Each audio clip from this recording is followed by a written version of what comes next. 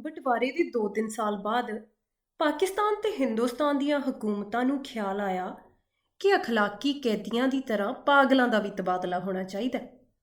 ਯਾਨੀ ਕਿ ਜੋ ਮੁਸਲਮਾਨ ਪਾਗਲ ਹਿੰਦੁਸਤਾਨ ਦੇ ਪਾਗਲਖਾਨਿਆਂ 'ਚ ਹਨ, ਉਹਨਾਂ ਨੂੰ ਪਾਕਿਸਤਾਨ ਪਹੁੰਚਾ ਦਿੱਤਾ ਜਾਵੇ ਤੇ ਜੋ ਹਿੰਦੂ ਅਤੇ ਸਿੱਖ ਪਾਗਲ ਪਾਕਿਸਤਾਨ ਦੇ ਪਾਗਲਖਾਨਿਆਂ 'ਚ ਨੇ, ਉਹਨਾਂ ਨੂੰ ਹਿੰਦੁਸਤਾਨ ਦੇ ਹਵਾਲੇ ਕਰ ਦਿੱਤਾ ਜਾਵੇ। ਪਤਾ ਨਹੀਂ ਇਹ ਗੱਲ ਠੀਕ ਸੀ ਜਾਂ ਨਹੀਂ। ਬਹਿਰਹਾਲ ਬੁੱਧੀਮਾਨਾਂ ਦੇ ਫੈਸਲੇ ਮੁਤਾਬਕ ਇੱਧਰ ਉੱਧਰ ਉੱਚੀ ਸਤਹ ਦੀਆਂ ਕਾਨਫਰੰਸਾਂ ਹੋਈਆਂ ਅਤੇ ਆਖਰ ਪਾਗਲਾਂ ਦੇ ਤਬਾਦਲੇ ਦੇ ਲਈ ਇੱਕ ਦਿਨ ਮੁਕਰਰ ਹੋ ਗਿਆ। ਚੰਗੀ ਤਰ੍ਹਾਂ ਛਾਣਬੀਣ ਕੀਤੀ ਗਈ। ਉਹ ਮੁਸਲਮਾਨ ਪਾਗਲ ਜਿਨ੍ਹਾਂ ਦੇ ਸੰਬੰਧੀ ਹਿੰਦੁਸਤਾਨ 'ਚ ਹੀ ਸਨ, ਉਹੀ ਰਹਿਣ ਦਿੱਤੇ ਗਏ। ਬਾਕੀ ਜੋ ਬਚੇ ਉਹਨਾਂ ਨੂੰ ਸਰਹੱਦ ਪਾਰ ਰਵਾਨਾ ਕਰ ਦਿੱਤਾ ਗਿਆ। ਪਾਕਿਸਤਾਨ ਤੋਂ ਕਿਉਂਕਿ ਕਰੀਬ ਤਮਾਮ ਹਿੰਦੂ ਸਿੱਖ ਜਾ ਚੁੱਕੇ ਸਨ, ਇਸ ਲਈ ਕਿਸੇ ਨੂੰ ਰੱਖਣ ਰਖਾਉਣ ਦਾ ਸਵਾਲ ਹੀ ਪੈਦਾ ਨਹੀਂ ਹੋਇਆ। ਜਿੰਨੇ ਹਿੰਦੂ ਸਿੱਖ ਪਾਗਲ ਸਨ, ਸਭ ਦੇ ਸਭ ਪੁਲਿਸ ਦੀ ਹਿਫਾਜ਼ਤ 'ਚ ਬਾਰਡਰ ਤੇ ਪਹੁੰਚਾ ਦਿੱਤੇ ਗਏ।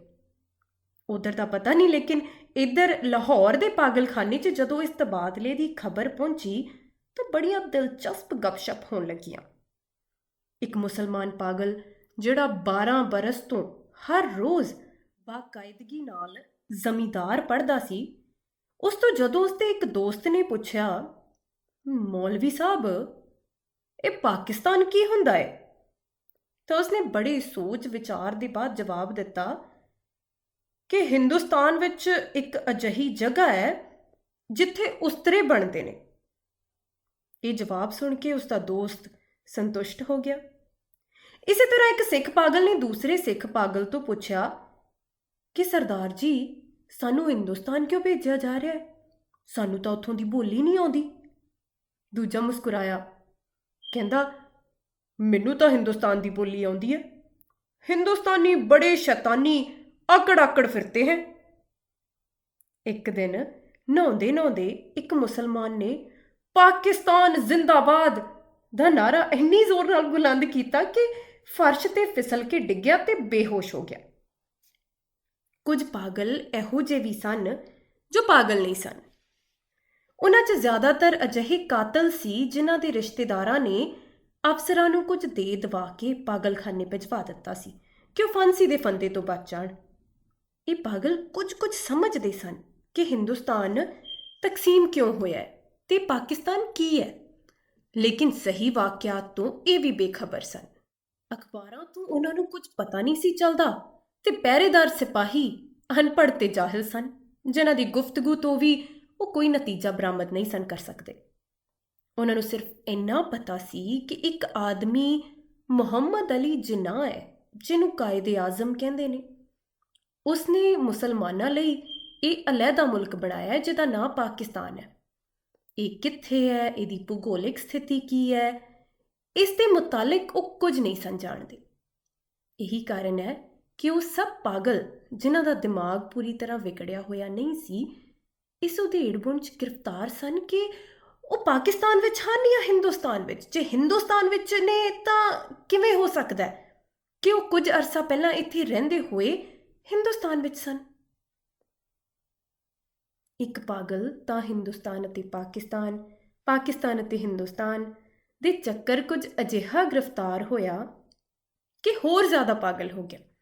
ਝਾੜੂ ਮਾਰਦਾ ਇੱਕ ਦਿਨ ਦਰਖਤ ਤੇ ਚੜ੍ਹ ਗਿਆ ਤੇ ਟਾਹਣੀ ਤੇ ਬੈਠ ਕੇ 2 ਘੰਟੇ ਲਗਾਤਾਰ ਤਕਰੀਰ ਕਰਦਾ ਰਿਹਾ, ਜਿਹੜੀ ਪਾਕਿਸਤਾਨ ਅਤੇ ਮੁਸਲਮਾਨ ਦੇ ਨਾਜ਼ੁਕ ਮਸਲੇ ਉੱਤੇ ਸੀ। ਸਿਪਾਹੀਆਂ ਨੇ ਜਦੋਂ ਉਹਨੂੰ ਹੇਠਾਂ ਉਤਰਨ ਲਈ ਕਿਹਾ ਤਾਂ ਉਹ ਹੋਰ ਉੱਪਰ ਚੜ੍ਹ ਗਿਆ। ਜਦੋਂ ਉਹਨੂੰ ਡਰਾਇਆ ਧਮਕਾਇਆ ਗਿਆ ਤਾਂ ਉਹਨੇ ਕਿਹਾ ਕਿ ਮੈਂ ਨਾ ਹਿੰਦੁਸਤਾਨ ਵਿੱਚ ਰਹਿਣਾ ਚਾਹੁੰਦਾ ਨਾ ਪਾਕਿਸਤਾਨ ਵਿੱਚ, ਮੈਂ ਇਸੇ ਦਰਖਤ ਤੇ ਹੀ ਰਹਾਂਗਾ। ਕਾਫੀ ਦੇਰ ਬਾਅਦ ਜਦੋਂ ਉਹਦਾ ਦਿਮਾਗ ਠੰਡਾ ਹੋਇਆ ਤਾਂ ਹੇਠਾਂ ਉਤਰਿਆ ਅਤੇ ਆਪਣੇ ਹਿੰਦੂ ਸਿੱਖ ਦੋਸਤਾਂ ਨੂੰ ਗਲੇ ਮਿਲ ਕੇ ਰੋਣ ਲੱਗਿਆ। ਇਸ ਖਿਆਲ ਨਾਲ ਉਹਦਾ ਦਿਲ ਭਰ ਆਇਆ ਕਿ ਉਹ ਉਹਨੂੰ ਛੱਡ ਕੇ ਹਿੰਦੁਸਤਾਨ ਚਲੇ ਜਾਣਗੇ। ਇੱਕ MSCP ਰੇਡੀਓ ਇੰਜੀਨੀਅਰ ਜਿਹੜਾ ਮੁਸਲਮਾਨ ਸੀ ਤੇ ਦੂਸਰੇ ਪਾਗਲਾਂ ਤੋਂ ਬਿਲਕੁਲ ਅਲੱਗ-ਥਲੱਗ ਬਾਗ ਦੇ ਇੱਕ ਖਾਸ ਤੰਗ ਰਸਤੇ ਤੇ ਸਾਰਾ ਦਿਨ ਖਾਮੋਸ਼ ਟਹਿਲਦਾ ਰਹਿੰਦਾ ਸੀ। ਉਹਦੇ 'ਚ ਇਹ ਤਬਦੀਲੀ ਪ੍ਰਗਟ ਹੋਈ ਕਿ ਉਸਨੇ ਆਪਣੇ ਤਮਾਮ ਕੱਪੜੇ ਉਤਾਰ ਕੇ ਦਫੇਦਾਰ ਦੇ ਹਵਾਲੇ ਕਰ ਦਿੱਤੇ ਅਤੇ ਨੰਗ ਧੜੰਗ ਸਾਰੇ ਬਾਗ ਵਿੱਚ ਚੱਲਣਾ ਫਿਰਨਾ ਸ਼ੁਰੂ ਕਰ ਦਿੱਤਾ। ਚਿਓਟ ਦੇ ਇੱਕ ਮੋਟੇ ਮੁਸਲਮਾਨ ਨੇ, ਜਿਹੜਾ ਮੁਸਲਿਮ ਲੀਗ ਦਾ ਸਰਗਰਮ ਕਾਰਕੁਨ ਰਹਿ ਚੁੱਕਾ ਸੀ ਤੇ ਦਿਨ ਵਿੱਚ 15-16 ਮਰਤਬਾ ਨਹਾਇਆ ਕਰਦਾ ਸੀ, ਇੱਕਦਮ ਇਹ ਆਦਤ ਛੱਡ ਦਿੱਤੀ।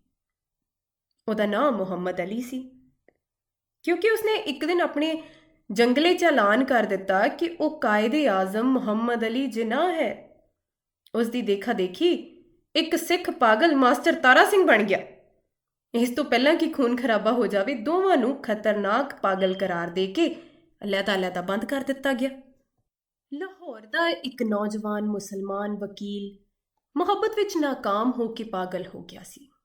ਜਦੋਂ ਉਹਨੇ ਸੁਣਿਆ ਕਿ ਅੰਮ੍ਰਿਤਸਰ ਹਿੰਦੁਸਤਾਨ ਵਿੱਚ ਚਲਾ ਗਿਆ ਹੈ ਤਾਂ ਉਸਨੂੰ ਬਹੁਤ ਦੁੱਖ ਹੋਇਆ। ਅੰਮ੍ਰਿਤਸਰ ਦੀ ਇੱਕ ਹਿੰਦੂ ਲੜਕੀ ਨਾਲ ਉਸਨੂੰ ਮੁਹੱਬਤ ਸੀ, ਜਿਸਨੇ ਉਸਨੂੰ ਠੁਕਰਾ ਦਿੱਤਾ ਸੀ, ਪਰ ਦੀਵਾਨਗੀ ਦੀ ਹਾਲਤ ਵਿੱਚ ਵੀ ਉਸ ਲੜਕੀ ਨੂੰ ਨਹੀਂ ਭੁੱਲਿਆ ਸੀ। ਉਹ ਉਹਨਾਂ ਤਮਾਮ ਹਿੰਦੂ ਤੇ ਮੁਸਲਮਾਨ ਲੀਡਰਾਂ ਨੂੰ ਗਾਲਾਂ ਦੇਣ ਲੱਗਿਆ ਜਿਨ੍ਹਾਂ ਨੇ ਮਿਲ ਮਿਲਾ ਕੇ ਹਿੰਦੁਸਤਾਨ ਦੇ 2 ਟੁਕੜੇ ਕਰ ਦਿੱਤੇ ਸਨ, ਅਤੇ ਉਸ ਦੀ ਮਹਿਬੂਬਾ ਹਿੰਦੁਸਤਾਨੀ ਬਣ ਗਈ ਹੈ ਤੇ ਉਹ ਪਾਕਿਸਤਾਨੀ। ਜਦੋਂ ਤਬਾਦਲੇ ਛੋਟੇ ਨਾ ਕਰੇ, ਉਸਨੂੰ ਹਿੰਦੁਸਤਾਨ ਭੇਜ ਦਿੱਤਾ ਜਾਵੇਗਾ, ਉਹੀ ਹਿੰਦੁਸਤਾਨ ਵਿੱਚ ਜਿੱਥੇ ਉਹਦੀ ਮਹਿਬੂਬਾ ਰਹਿੰਦੀ ਹੈ। ਪਰ ਉਹ ਲਾਹੌਰ ਛੱਡਣਾ ਨਹੀਂ ਚਾਹੁੰਦਾ ਸੀ। ਉਸ ਦਾ ਖਿਆਲ ਸੀ ਕਿ ਅੰਮ੍ਰਿਤਸਰ ਵਿੱਚ ਉਸ ਦੀ ਪ੍ਰੈਕਟਿਸ ਨਹੀਂ ਚੱਲੇਗੀ। ਯੂਰਪੀਅਨ ਵਾਰਡ ਵਿੱਚ 2 ਐਂਗਲੋ ਇੰਡੀਅਨ ਪਾਗਲ ਸਨ। ਉਹਨਾਂ ਨੂੰ ਜਦੋਂ ਪਤਾ ਲੱਗਾ ਕਿ ਹਿੰਦੁਸਤਾਨ ਨੂੰ ਆਜ਼ਾਦ ਕਰਕੇ ਅੰਗਰੇਜ਼ ਚਲੇ ਗਏ ਨੇ ਤਾਂ ਉਹਨਾਂ ਨੂੰ ਬੜਾ ਸਦਮਾ ਲੱਗਾ। ਉਹ ਲੁਕ-ਲੁਕ ਕੇ ਘੰਟਿਆਂ ਤੱਕ ਆਪਸ ਵਿੱਚ ਇਸ ਅਹਿਮ ਮਸਲੇ 'ਤੇ ਗੁਫ਼ਤਗੂ ਕਰਦੇ ਰਹਿੰਦੇ ਸਨ ਕਿ ਪਾਗਲਖਾਨੇ ਵਿੱਚ ਹੁਣ ਉਹਨਾਂ ਦੀ ਹੈਸੀਅਤ ਕਿਸ ਕਿਸਮ ਦੀ ਹੋਏਗੀ। ਯੂਰਪੀਅਨ ਵਾਰਡ ਰਹੇਗਾ ਜਾਂ ਉਡਾ ਦਿੱਤਾ ਜਾਏਗਾ? ਬ੍ਰੈਕਫਾਸਟ ਮਿਲਿਆ ਕਰੇਗਾ ਜਾਂ ਨਹੀਂ? ਕੀ ਉਹਨਾਂ ਨੂੰ ਡਬਲ ਰੋਟੀ ਦੀ ਬਜਾਏ ਬਲੱਡੀ ਇੰਡੀਅਨ ਚਪਾਤੀ ਜ਼ਬਰਦਸਤੀ ਤਾਂ ਨਹੀਂ ਖਾਣੀ ਪਏਗੀ? ਇੱਕ ਸਿੱਖ ਸੀ ਜਿਸ ਨੂੰ ਪਾਗਲਖਾਨੇ ਵਿੱਚ ਦਾਖਲ ਹੋਏ 15 ਬਰਸ ਹੋ ਗਏ ਸੀ। ਹਰ ਵਕਤ ਉਹਦੀ ਜ਼ੁਬਾਨ ਤੋਂ ਇਹ ਅਜੀਬੋ ਗਰੀਬ ਅਲਫਾਜ਼ ਸੁਣਨ ਵਿੱਚ ਆਉਂਦੇ ਸਨ। ਓਪੜ ਦੀ ਗੜਬੜ ਦੀ ਅਨੈਕਸ ਦੀ ਬੇਧਿਆਨਾ ਦੀ ਮੂੰਗੀ ਦੀ ਦਾਲ ਅਫ ਦੀ ਲਾਲਟੈਨ। ਉਹ ਨਾ ਦਿਨ ਨੂੰ ਸੌਂਦਾ ਸੀ ਨਾ ਰਾਤ ਨੂੰ। ਪਹਿਰੇਦਾਰਾਂ ਦਾ ਇਹ ਕਹਿਣਾ ਸੀ ਕਿ 15 ਬਰਸ ਦੇ ਇਸ ਲੰਮੇ ਅਰਸੇ ਵਿੱਚ ਉਹ ਇੱਕ ਪਲ ਹੀ ਨਹੀਂ ਸੀ ਸੁੱਤਾ। ਉਹ ਪੈਂਦਾ ਵੀ ਨਹੀਂ ਸੀ, ਅਲਬੱਤਾ ਕਦੇ-ਕਦੇ ਕਿਸੇ ਕੰਧ ਨਾਲ ਟੇਕ ਲਗਾ ਲੈਂਦਾ ਸੀ। ਹਰ ਸਮੇਂ ਖੜਾ ਰਹਿਣ ਤੇ ਉਸਦੇ ਪੈਰ ਸੁੱਜ ਗਏ ਸਨ ਤੇ ਉਹਦੀਆਂ ਪਿੰਜਣੀਆਂ ਵੀ ਫੁੱਲ ਗਈਆਂ ਸਨ, ਲੇਕਿਨ ਜਿਸਮਾਨੀ ਤਕਲੀਫ ਦੇ ਬਾਵਜੂਦ ਉਹ ਪੈ ਕੇ ਆਰਾਮ ਨਹੀਂ ਸੀ ਕਰਦਾ। ਹਿੰਦੁਸਤਾਨ, ਪਾਕਿਸਤਾਨ ਤੇ ਪਾਗਲਾਂ ਦੇ ਤਬਾਦਲੇ ਮੁਤਾਲਿਕ ਜਦੋਂ ਕਦੇ ਪਾਗਲਖਾਨੇ ਵਿੱਚ ਗੁਫ਼ਤਗੂ ਹੁੰਦੀ ਸੀ ਤਾਂ ਉਹ ਧਿਆਨ ਨਾਲ ਸੁਣਦਾ ਸੀ। ਕੋਈ ਉਸਨੂੰ ਪੁੱਛਦਾ ਕਿ ਉਹਦਾ ਕੀ ਖਿਆਲ ਹੈ ਤਾਂ ਬੜੀ ਸੰਜੀਦਗੀ ਨਾਲ ਜਵਾਬ ਦਿੰਦਾ, ਓਪੜ ਦੀ ਗੜਬੜ ਦੀ ਅਨੈਕਸ ਦੀ ਬੇਧਿਆਨਾ ਦੀ ਮੂੰਗੀ ਦੀ ਦਾਲ ਆਫ ਦੀ ਪਾਕਿਸਤਾਨ ਗਵਰਨਮੈਂਟ। ਲੇਕਿਨ ਬਾਅਦ ਵਿੱਚ ਆਫ ਦੀ ਪਾਕਿਸਤਾਨ ਗਵਰਨਮੈਂਟ ਦੀ ਥਾਂ of the Toba Tek Singh government ਨੇ ਲੈ ਲਈ ਸੀ। ਉਹਨੇ ਦੂਸਰੇ ਪਾਗਲਾਂ ਤੋਂ ਪੁੱਛਣਾ ਸ਼ੁਰੂ ਕੀਤਾ ਕਿ ਟੋਬਾ ਟੇਕ ਸਿੰਘ ਕਿੱਥੇ ਹੈ, ਜਿੱਥੋਂ ਦਾ ਉਹ ਰਹਿਣ ਵਾਲਾ ਸੀ। ਕਿਸੇ ਨੂੰ ਵੀ ਪਤਾ ਨਹੀਂ ਸੀ ਕਿ ਟੋਬਾ ਟੇਕ ਸਿੰਘ ਪਾਕਿਸਤਾਨ ਵਿੱਚ ਹੈ ਜਾਂ ਹਿੰਦੁਸਤਾਨ ਵਿੱਚ। ਜੋ ਦੱਸਣ ਦੀ ਕੋਸ਼ਿਸ਼ ਕਰਦੇ ਸਨ ਉਹ ਖੁਦ ਇਸ ਉਲਝਣ ਵਿੱਚ ਗ੍ਰਿਫਤਾਰ ਹੋ ਜਾਂਦੇ ਸਨ ਕਿ ਸਿਆਲਕੋਟ ਪਹਿਲਾਂ ਹਿੰਦੁਸਤਾਨ 'ਚ ਹੁੰਦਾ ਸੀ ਪਰ ਹੁਣ ਸੁਣਿਆ ਹੈ ਪਾਕਿਸਤਾਨ 'ਚ ਹੈ। ਕੀ ਪਤਾ ਹੈ ਕਿ ਲਾਹੌਰ ਜਿਹੜਾ ਅੱਜ ਪਾਕਿਸਤਾਨ 'ਚ ਹੈ ਕੱਲ੍ਹ ਹਿੰਦੁਸਤਾਨ 'ਚ ਚਲਾ ਜਾਵੇ, ਜਾਂ ਸਾਰਾ ਹਿੰਦੁਸਤਾਨ ਹੀ ਪਾਕਿਸਤਾਨ ਬਣ ਜਾਵੇ। ਅਤੇ ਇਹ ਵੀ ਕੌਣ ਸੀਨੇ 'ਤੇ ਹੱਥ ਰੱਖ ਕੇ ਕਹਿ ਸਕਦਾ ਹੈ ਕਿ ਹਿੰਦੁਸਤਾਨ ਤੇ ਪਾਕਿਸਤਾਨ ਦੋਵੇਂ ਕਿਸੇ ਦਿਨ ਸਿਰੇ ਤੋਂ ਹੀ ਗਾਇਬ ਹੋ ਜਾਣਗੇ। ਇਸ ਸਿੱਖ ਪਾਗਲ ਦੇ ਕੇਸ਼ ਛਿੱਦੇ ਹੋ ਕੇ ਬਹੁਤ ਥੋੜੇ ਰਹਿ ਗਏ ਸਨ, ਕਿਉਂਕਿ ਘੱਟ ਨਹਾਉਂਦਾ ਸੀ, ਇਸ ਲਈ ਦਾੜੀ ਤੇ ਸਿਰ ਦੇ ਵਾਲ ਆਪਸ ਵਿੱਚ ਜੰਮ ਗਏ ਸਨ, ਜਿਸ ਦੇ ਕਾਰਨ ਇਹਦੀ ਸ਼ਕਲ ਬਹੁਤ ਭਿਆਨਕ ਹੋ ਗਈ ਸੀ। ਪਰ ਉਸ ਤੋਂ ਕੋਈ ਡਰ ਨਹੀਂ ਸੀ। 15 ਬਰਸਾਂ ਤੋਂ ਉਸਨੇ ਕਦੇ ਕਿਸੇ ਨਾਲ ਝਗੜਾ ਫਸਾਦ ਨਹੀਂ ਸੀ ਕੀਤਾ। ਪਾਗਲਖਾਨੇ ਦੇ ਜਿਹੜੇ ਪੁਰਾਣੇ ਮੁਲਾਜ਼ਮ ਨੇ ਉਹਦੇ ਮੁਤਾਲਿਕ ਇੰਨਾ ਜਾਣਦੇ ਸਨ ਕਿ ਟੋਬਾ ਟੇਕ ਸਿੰਘ ਵਿੱਚ ਉਸਦੀ ਕਾਫੀ ਜ਼ਮੀਨ ਸੀ, ਚੰਗਾ ਖਾਂਦਾ ਪੀਂਦਾ ਜ਼ਿਮੀਂਦਾਰ ਸੀ ਕਿ ਅਚਾਨਕ ਦਿਮਾਗ ਉਲਟ ਗਿਆ। ਉਹਦੇ ਰਿਸ਼ਤੇਦਾਰ ਉਹਨੂੰ ਲੋਹੇ ਦੀਆਂ ਮੋਟੀਆਂ-ਮੋਟੀਆਂ ਜ਼ੰਜੀਰਾਂ 'ਚ ਬੰਨ੍ਹ ਕੇ ਇੱਥੇ ਲੈ ਆਏ ਤੇ ਪਾਗਲਖਾਨੇ ਦੇ ਵਿੱਚ ਦਾਖਲ ਕਰਵਾ ਗਏ। ਮਹੀਨੇ ਵਿੱਚ ਇੱਕ ਵਾਰ ਮੁਲਾਕਾਤ ਲਈ ਉਹ ਲੋਕ ਆਉਂਦੇ ਸੀ ਤੇ ਉਹਦੀ ਖੈਰ ਖੈਰੀਅਤ ਕਰਕੇ ਚਲੇ ਜਾਂਦੇ ਸੀ। ਇੱਕ ਮੁੱਦਤ ਤੱਕ ਇਹ ਸਿਲਸਿਲਾ ਜਾਰੀ ਰਿਹਾ। ਜਦੋਂ ਪਾਕਿਸਤਾਨ ਹਿੰਦੁਸਤਾਨ ਦੀ ਗੜਬੜ ਸ਼ੁਰੂ ਹੋਈ ਤਾਂ ਉਹਨਾਂ ਦਾ ਆਉਣਾ ਜਾਣਾ ਬੰਦ ਹੋ ਗਿਆ। ਉਹਦਾ ਨਾਂ ਤਾਂ ਬਿਸ਼ਨ ਸਿੰਘ ਸੀ, ਪਰ ਉਹਨੂੰ ਟੋਬਾ ਟੇਕ ਸਿੰਘ ਕਹਿੰਦੇ ਸਨ। ਉਸਨੂੰ ਇਹ ਬਿਲਕੁਲ ਪਤਾ ਨਹੀਂ ਸੀ ਕਿ ਦਿਨ ਕਿਹੜਾ ਹੈ, ਮਹੀਨਾ ਕਿਹੜਾ ਹੈ ਜਾਂ ਕਿੰਨੇ ਸਾਲ ਬੀਤ ਚੁੱਕੇ ਨੇ। ਲੇਕਿਨ ਹਰ ਮਹੀਨੇ ਜਦੋਂ ਉਹਦੇ ਸਾਕ ਸੰਬੰਧੀ ਉਹਨੂੰ ਮਿਲਣ ਲਈ ਆਉਂਦੇ ਜਾਂ ਉਹਨਾਂ ਦੇ ਆਉਣ ਦਾ ਸਮਾਂ ਕਰੀਬ ਹੁੰਦਾ ਤਾਂ ਉਸਨੂੰ ਆਪਣੇ ਆਪ ਪਤਾ ਲੱਗ ਜਾਂਦਾ ਸੀ, ਕਿਉਂਕਿ ਉਹ ਦਫੇਦਾਰ ਨੂੰ ਕਹਿੰਦਾ ਕਿ ਉਸਦੀ ਮੁਲਾਕਾਤ ਆ ਰਹੀ ਹੈ। ਉਸ ਦਿਨ ਉਹ ਚੰਗੀ ਤਰ੍ਹਾਂ ਨਹਾਉਂਦਾ, ਬਦਨ 'ਤੇ ਖੂਬ ਸਾਬਣ ਘਸਾਉਂਦਾ ਅਤੇ ਵਾਲਾਂ ਵਿੱਚ ਤੇਲ ਪਾ ਕੇ ਕੰਘਾ ਕਰਦਾ। ਆਪਣੇ ਕੱਪੜੇ ਜਿਹੜੇ ਉਹ ਕਦੇ ਇਸਤੇਮਾਲ ਨਹੀਂ ਕਰਦਾ ਸੀ ਕਢਵਾ ਕੇ ਪਹਿਨਦਾ ਅਤੇ ਇੰਝ ਸੱਜ ਧੱਜ ਕੇ ਮਿਲਣ ਵਾਲਿਆਂ ਕੋਲ ਜਾਂਦਾ। ਉਹ ਉਸ ਤੋਂ ਕੁਝ ਪੁੱਛਦੇ ਤਾਂ ਉਹ ਖਾਮੋਸ਼ ਰਹਿੰਦਾ ਜਾਂ ਬਸ ਕਦੇ ਕਦਾਈ ਓਪੜੀ ਦੀ ਗੜਬੜ ਦੀ, ਅਨੈਕਸ ਦੀ, ਬੇਧਿਆਨਾ ਦੀ, ਮੂੰਗੀ ਦੀ ਦਾਲ, ਹਫਤੀ ਲਾਲਟੇਨ ਕਹਿ ਛੱਡਦਾ। ਉਸਦੀ ਇੱਕ ਲੜਕੀ ਸੀ ਜਿਹੜੀ ਹਰ ਮਹੀਨੇ ਇੱਕ ਉਂਗਲ ਵੱਧਦੀ ਵੱਧਦੀ 15 ਵਰਸਾਂ ਵਿੱਚ ਜਵਾਨ ਹੋ ਗਈ ਸੀ। ਬਿਸ਼ਨ ਸਿੰਘ ਉਹਨੂੰ ਪਹਿਚਾਣਦਾ ਨਹੀਂ ਸੀ। ਉਹ ਬੱਚੀ ਸੀ, ਉਦੋਂ ਵੀ ਆਪਣੇ ਬਾਪ ਨੂੰ ਦੇਖ ਕੇ ਰੋਂਦੀ ਸੀ। ਜਵਾਨ ਹੋਈ ਤਾਂ ਵੀ ਉਸਦੀਆਂ ਅੱਖਾਂ 'ਚੋਂ ਹੰਝੂ ਵਹਿੰਦੇ ਸੀ। ਪਾਕਿਸਤਾਨ ਅਤੇ ਹਿੰਦੁਸਤਾਨ ਦਾ ਕਿੱਸਾ ਸ਼ੁਰੂ ਹੋਇਆ ਤਾਂ ਉਸਨੇ ਦੂਸਰੇ ਪਾਗਲਾਂ ਤੋਂ ਪੁੱਛਣਾ ਸ਼ੁਰੂ ਕੀਤਾ ਕਿ ਟੋਬਾ ਟੇਕ ਸਿੰਘ ਕਿੱਥੇ ਹੈ। ਜਦ ਉਸਨੂੰ ਤਸੱਲੀ ਬਖਸ਼ ਜਵਾਬ ਨਾ ਮਿਲਿਆ ਤਾਂ ਉਸਨੂੰ ਆਪਣੇ ਆਪ ਪਤਾ ਲੱਗ ਜਾਂਦਾ ਸੀ ਕਿ ਮਿਲਣ ਵਾਲੇ ਆ ਰਹੇ ਨੇ। ਪਰ ਹੁਣ ਜਿਵੇਂ ਉਸਦੇ ਦਿਲ ਦੀ ਆਵਾਜ਼ ਬੰਦ ਹੋ ਗਈ ਸੀ ਜਿਹੜੀ ਉਸਨੂੰ ਉਹਨਾਂ ਦੀ ਆਮਦ ਦੀ ਖਬਰ ਦੇ ਦਿੰਦੀ ਸੀ। ਉਸਦੀ ਬਹੁਤੀ ਇੱਛਾ ਸੀ ਕਿ ਉਹ ਲੋਕ ਆਉਣ ਜੋ ਉਸ ਨਾਲ ਹਮਦਰਦੀ ਦਾ ਇਜ਼ਹਾਰ ਕਰਦੇ ਸਨ ਅਤੇ ਉਸਦੇ ਲਈ ਫਲ, ਮਿਠਾਈਆਂ ਅਤੇ ਕੱਪੜੇ ਲੈ ਕੇ ਆਉਂਦੇ ਸਨ। ਉਹ ਆਉਣ ਤਾਂ ਉਹ ਉਹਨਾਂ ਤੋਂ ਪੁੱਛੇ ਕਿ ਟੋਬਾ ਟੇਕ ਸਿੰਘ ਕਿੱਥੇ ਹੈ। ਉਹ ਉਸਨੂੰ ਯਕੀਨਨ ਦੱਸ ਦੇਣਗੇ ਕਿ ਟੋਬਾ ਟੇਕ ਸਿੰਘ ਪਾਕਿਸਤਾਨ ਵਿੱਚ ਹੈ ਜਾਂ ਹਿੰਦੁਸਤਾਨ ਵਿੱਚ। ਉਸਦਾ ਖਿਆਲ ਸੀ ਕਿ ਉਹ ਟੋਬਾ ਟੇਕ ਸਿੰਘ ਤੋਂ ਹੀ ਆਉਂਦੇ ਨੇ ਜਿੱਥੇ ਉਸਦੀਆਂ ਜ਼ਮੀਨਾਂ ਨੇ। ਪਾਗਲਖਾਨੇ ਵਿੱਚ ਇੱਕ ਪਾਗਲ ਅਜਿਹਾ ਵੀ ਸੀ ਜਿਹੜਾ ਖੁਦ ਨੂੰ ਖੁਦਾ ਕਹਿੰਦਾ ਸੀ। ਉਸ ਤੋਂ ਜਦੋਂ ਇੱਕ ਦਿਨ ਬਿਸ਼ਨ ਸਿੰਘ ਨੇ ਪੁੱਛਿਆ ਕਿ ਟੋਬਾ ਟੇਕ ਸਿੰਘ ਪਾਕਿਸਤਾਨ ਵਿੱਚ ਹੈ ਜਾਂ ਹਿੰਦੁਸਤਾਨ ਵਿੱਚ, ਤਾਂ ਉਸਨੇ ਕਿਹਾ ਕਿ ਨਾ ਹਿੰਦੁਸਤਾਨ ਵਿੱਚ ਹੈ ਨਾ ਪਾਕਿਸਤਾਨ ਵਿੱਚ, ਇਸ ਲਈ ਕਿ ਅਸੀਂ ਅਜੇ ਤੱਕ ਹੁਕਮ ਹੀ ਨਹੀਂ ਦਿੱਤਾ। ਬਿਸ਼ਨ ਸਿੰਘ ਉਸ ਖੁਦਾ ਨੂੰ ਕਈ ਮਰਤਬਾ ਮਿੰਨਤਾਂ ਕਰਦਿਆਂ ਕਿਹਾ ਕਿ ਉਹ ਹੁਕਮ ਦੇਵੇ ਕਿ ਝੰਜਟ ਖਤਮ ਹੋ ਜਾਵੇ, ਪਰ ਖੁਦਾ ਬਹੁਤ ਮਸ਼ਰੂਫ ਸੀ ਇਸ ਲਈ ਕਿ ਉਸਨੇ ਹੋਰ ਬੇਸ਼ੁਮਾਰ ਹੁਕਮ ਦੇਣੇ ਸਨ। ਇੱਕ ਦਿਨ ਤੰਗ ਆ ਕੇ ਬਿਸ਼ਨ ਸਿੰਘ ਖੁਦਾ ਤੇ ਵਰ ਪਿਆ। ਓਪੜ ਦੀ ਗੜਗੜ ਦੀ, ਅਨੈਕਸ ਦੀ, ਬੇਧਿਆਨਾ ਦੀ, ਮੂੰਗੀ ਦੀ ਦਾਲ, ਆ ਵਾਹਿਗੁਰੂ ਜੀ ਦਾ ਖਾਲਸਾ ਐਂਡ ਵਾਹਿਗੁਰੂ ਜੀ ਦੀ ਫਤਿਹ। ਇਸ ਦਾ ਸ਼ਾਇਦ ਮਤਲਬ ਇਹ ਸੀ ਕਿ ਤੁਸੀਂ ਮੁਸਲਮਾਨਾਂ ਦੇ ਖੁਦਾ ਹੋ, ਸਿੱਖਾਂ ਦੇ ਖੁਦਾ ਹੁੰਦੇ ਤਾਂ ਜ਼ਰੂਰ ਮੇਰੀ ਸੁਣਦੇ। ਤਬਾਦਲੇ ਤੋਂ ਕੁਝ ਦਿਨ ਪਹਿਲਾਂ ਟੋਬਾ ਟੇਕ ਸਿੰਘ ਦਾ ਇੱਕ ਮੁਸਲਮਾਨ ਜਿਹੜਾ ਬਿਸ਼ਨ ਸਿੰਘ ਦਾ ਦੋਸਤ ਸੀ ਮੁਲਾਕਾਤ ਲਈ ਆਇਆ। ਮੁਸਲਮਾਨ ਦੋਸਤ ਪਹਿਲਾਂ ਕਦੇ ਨਹੀਂ ਆਇਆ ਸੀ। ਜਦੋਂ ਬਿਸ਼ਨ ਸਿੰਘ ਨੇ ਉਸਨੂੰ ਦੇਖਿਆ ਤਾਂ ਇੱਕਦਮ ਪਾਸੇ ਹਟ ਗਿਆ, ਫਿਰ ਵਾਪਸ ਜਾਣ ਲੱਗਿਆ, ਪਰ ਸਿਪਾਹੀਆਂ ਨੇ ਉਸਨੂੰ ਰੋਕਿਆ ਤੇ ਆਖਿਆ, ਇਹ ਤੈਨੂੰ ਮਿਲਣ ਆਇਆ ਹੈ, ਤੇਰਾ ਦੋਸਤ ਫਜ਼ਲਦੀਨ ਹੈ। ਬਿਸ਼ਨ ਸਿੰਘ ਨੇ ਫਜ਼ਲਦੀਨ ਨੂੰ ਇੱਕ ਨਜ਼ਰ ਦੇਖਿਆ ਤੇ ਕੁਝ ਬੁੜਬੁੜਾਉਣ ਲੱਗਾ। ਫਜ਼ਲਦੀਨ ਨੇ ਅੱਗੇ ਵਧਦਿਆਂ ਉਸਦੇ ਮੋਢੇ ਤੇ ਹੱਥ ਰੱਖਿਆ। ਮੈਂ ਬਹੁਤ ਸੋਚ ਰਿਹਾ ਸਾਂ ਤੈਨੂੰ ਮਿਲਾਂ, ਲੇਕਿਨ ਫੁਰਸਤ ਹੀ ਨਹੀਂ ਮਿਲੀ। ਤੇਰੇ ਸਭ ਆਦਮੀ ਖੈਰੀਅਤ ਨਾਲ ਹਿੰਦੁਸਤਾਨ ਚਲੇ ਗਏ ਨੇ। ਮੈਂ ਤੋਂ ਜਿੰਨੀ ਮਦਦ ਹੋ ਸਕੀ ਮੈਂ ਕੀਤੀ। ਤੇਰੀ ਬੇਟੀ ਰੂਪ ਕੌਰ, ਉਹ ਕਹਿੰਦਾ ਰੁਕ ਗਿਆ। ਬਿਸ਼ਨ ਸਿੰਘ ਕੁਝ ਯਾਦ ਕਰਨ ਲੱਗਿਆ। ਬੇਟੀ ਰੂਪ ਕੌਰ? ਫਜ਼ਲਦੀਨ ਨੇ ਰੁਕ ਕੇ ਕਿਹਾ, ਹਾਂ, ਉਹ ਵੀ ਠੀਕ ਠਾਕ ਉਹਨਾਂ ਦੇ ਨਾਲ ਚਲੀ ਗਈ ਸੀ। ਬਿਸ਼ਨ ਸਿੰਘ ਖਾਮੋਸ਼ ਰਿਹਾ।